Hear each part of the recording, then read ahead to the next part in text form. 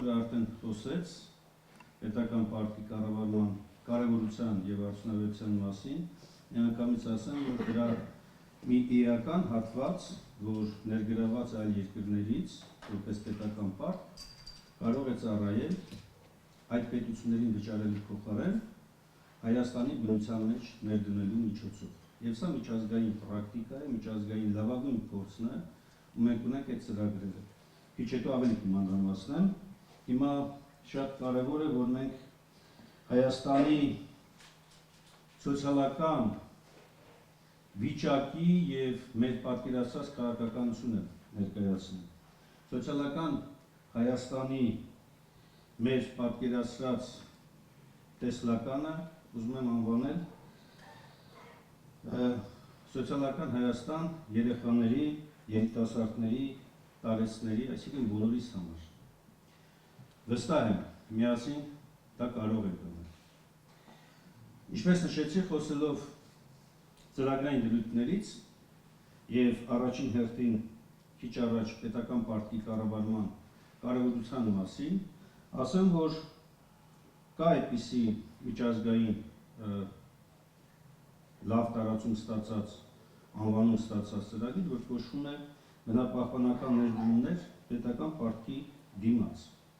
Սա նախ եւ առաջ այն սկզբունքն է, որ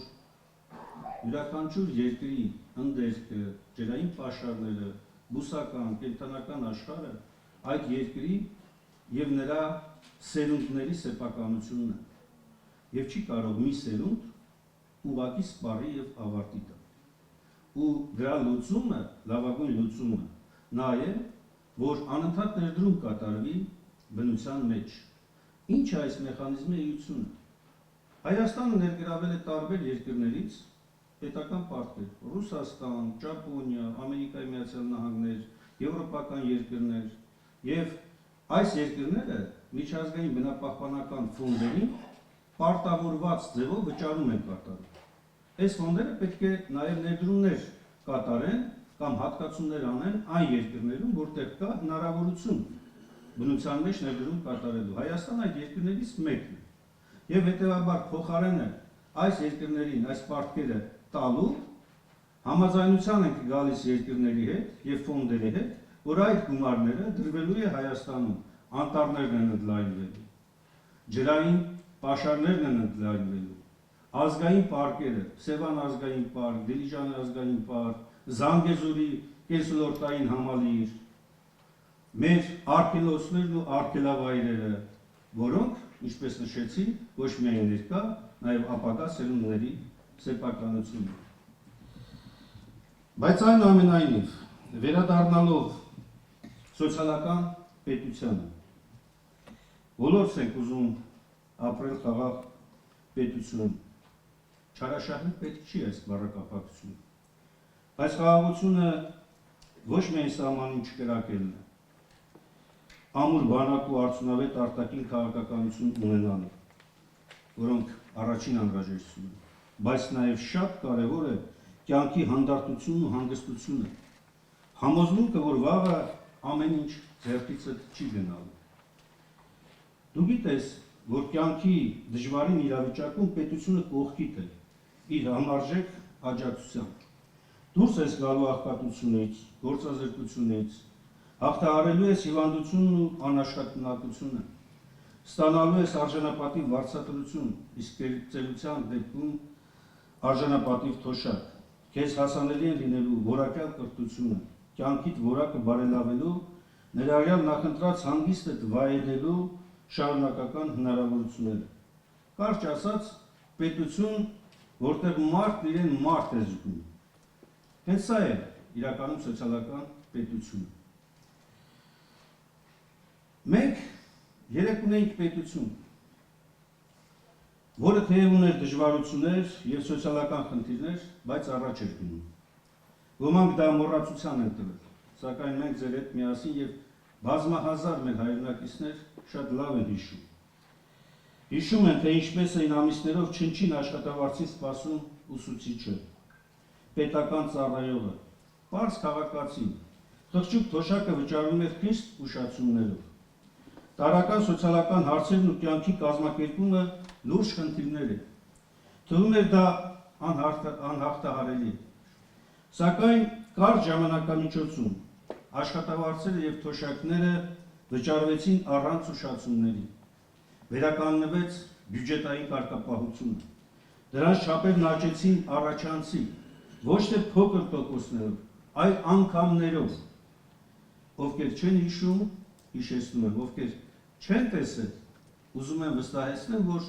հարցնեն իրենց ծնողներին, իրենց շրջապատին, տարեց մարդկանց, կպատմեն, թե ինչպես էր 1998-ից հետո այս ամենը իրականություն դառնում։ Բազային կենսաթոշակը աճելու է առնվազն 50%-ով եւ պարտադիր